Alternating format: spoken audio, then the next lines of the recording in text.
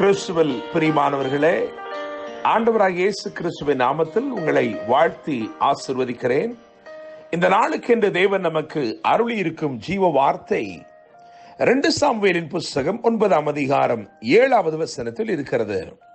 அந்த வசனத்தின் ஒரு பகுதியை நான் உங்களுக்கு வாசிக்கிறேன். நீ பயப்படாதே, நான் நிச்சயமாய் உனக்கு தயவு செய்து உன் தகப்பனாகிய சவுலின் நிலங்களை எல்லாம் உனக்கு திரும்ப கொடுப்பேன். நீ என் பந்தியில் நித்தம் அப்பம் புசிப்பாய். யோனத்தானின் குமாரனாகிய மேவிபோசேத்துக்கு தாவீது சொன்ன வார்த்தைகளைத்தான் இங்கே நாம் வாசித்திருக்கிறோம். என கேட்கிற தேவனுடைய பிள்ளைகளே, இந்த நாள் ராஜரீக தயவை பெற்றுக்கொள்ளும் ஒரு நாளாக இருக்கிறது. மேவிபோசேத் நினைவு கூறப்பட்டது போல நீங்கள் யாராயிருந்தாலும் தேவன் தம்முடைய ராஜரீக தயவை உங்கள் மேல் பாராட்டும்படிக்கு இன்று உங்கள் பேரிலே நினைவுள்ளவராக இருக்கிறார். மேவிபோசேத் அவன் முடமானவன், 2 கால்களும் முடமானவன். ஒரு துர்ச்செய்தியை கேட்டபடினாலே எல்லாரும் ஓடி போகிறார்கள். அந்த துர்ச்செய்தி என்னவாக இருந்தது என்றால், அவனுடைய தாத்தாவாகிய சவுலும் அவனுடைய தகப்பனாகிய யோனத்தானும் ஒரே நாளில் கில்போவா மலையிலே வெட்டுண்டு விழுந்தார்கள். அப்படிப்பட்ட ஒரு துயர செய்தி அவனை தேடி வந்தபோது, அவனை சுமக்க வேண்டிய தாதி அவனை கைவிட்டபடினால், அவனை தவறி கீழே விட்டபடினால் விழுந்து அவன் முடமாய் போனான். ஒரே நாளிலே அந்த செய்தியானது அவனுடைய மனதை மாத்திரமல்ல, அவனுடைய சரீரத்தையும் பாதித்து போட்டது. அவன் இப்பொழுது பலட்சயப்பட்டவனாய் போனான், பயம் நிறைந்தவனாய் போனான். அவனை எல்லாரும் வெறுத்து தள்ளினார்கள், அவன் துரத்தப்பட்டான். அவன், நீங்கள் வாசித்து பார்க்கும் பொழுது 9ஆம் அதிகாரம் 2 சாமுவேலின் புஸ்தகம் 9ஆம் அதிகாரத்திலே பார்க்கும் பொழுது, அவன் லோத்தேபார் என்கின்ற இடத்திலே, அவன் அம்மியேல் என்பவனுடைய வீட்டிலே இருந்தான், மாக்கீரின் வீட்டில் இருந்தான் என்று சொல்லி 4ஆம் வசனத்தில் எழுதியிருக்கிறது. லோத்தேபார் என்று சொல்லப்படுகிற இடம் அது ஒரு கடைக்கோடி இடமாய் இருக்கிறது. என கேட்கிற தேவனுடைய பிள்ளைகளே, பயம் நிறைந்தவனாய், தனித்தவனாய், துரத்துண்டவனாய் காணப்பட்டான். அவனை ஒருவரும் தேடி வரவில்லை. அவனுக்கு துயரத்தின் மேல் துயரம் வந்தது, அவனுக்கு தீமை மேல் தீமை வந்தது.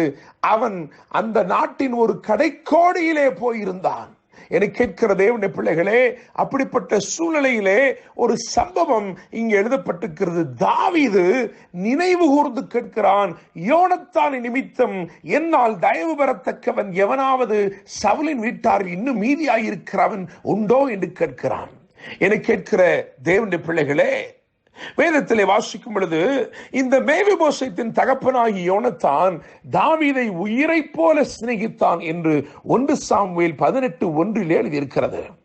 யோனத்தான் தாவீதை தன் ஆத்துமாவை போல சிநேகித்தான் என்று 1 சாமுவேல் 18:3 எழுதியிருக்கிறது.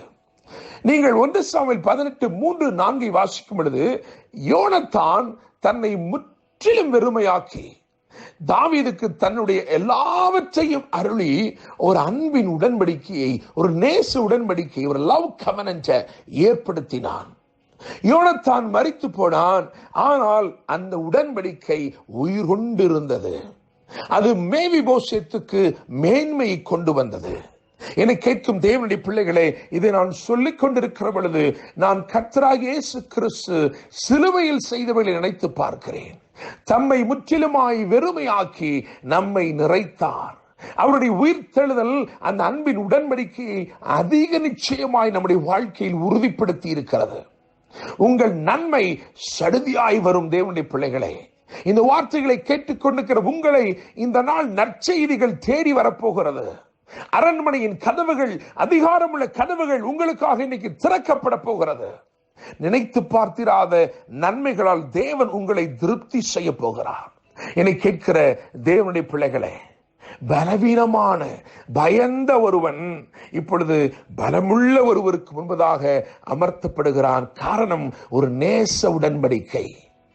பலவீனரான நம்மை பலமுள்ளவராகி கிறிஸ்து உன்னதங்களிலே அவரோட உட்கார வைத்தபடினாலே சகலமும் தானாக திருப்பிக் கொள்ளப்படுகிறது. என்னுடைய பிள்ளைகளே, when the weakest is made to sit and dine with the strongest, everything is commanded to restore.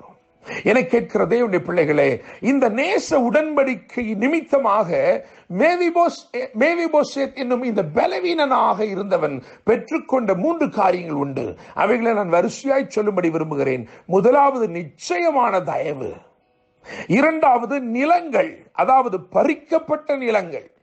அவனுக்கு உரியவைகளாய் இருந்தும் அவன் பலவீனனாய் இருந்தபடினால், அவன் 2 கால்களும் முடமாக்கப்பட்டவனாய் இருந்தபடினால், அவன் கடைக்கோடி பட்டணத்தை வாழ்ந்தபடினால் அவனுடையவைகள் எல்லாம் பறிக்கப்பட்டது. அவனுக்கு உரிய எல்லா நிலங்களும் அபகரிக்கப்பட்டது. எனவே நிச்சயமான தயவை பாராட்டுகிற ஒரு உடன்படிக்கை, நிலங்களை எல்லாம் பறிக்கப்பட்ட நன்மைகளை எல்லாம் திரும்பமாய் அருளும் ஒரு உடன்படிக்கை. மூன்றாவதாக நித்தமும் ராஜ போஜனம் கிடைக்கும் ஒரு உடன்படிக்கை. என்னை கேட்கிற தேவனுடைய பிள்ளைகளே, இந்த நேச உடன்படிக்கை 3 நன்மைகளை கொண்டு வந்தது. நிச்சயமான தயவு, நிலங்கள், அதாவது பறிக்கப்பட்ட நிலங்கள், அபகரிக்கப்பட்ட நிலங்கள், அபகரிக்கப்பட்ட நன்மைகள். மூன்றாவதாக நித்தமும் ராஜ போஜனம், ராஜ சமூகம். என்னை கேட்கிற தேவனுடைய பிள்ளைகளே, நான் நம்புகிறேன், விசுவாசிக்கிறேன், கல்வாரி சிலுவையில் ஆண்டவராகிய இயேசு கிறிஸ்து நமக்காக செய்த நேச உடன்படிக்கை நிமித்தமாய் உங்கள் வாழ்க்கையிலே இன்றைக்கு நிச்சயமான தயவு கடந்து வருகிறது. நிச்சயமாக இன்றைக்கு உங்களுடைய நன்மைகள், அதாவது அபகரிக்கப்பட்ட நன்மைகள் இன்றைக்கு திரும்பமாய் உங்களை தேடி வருகிறது.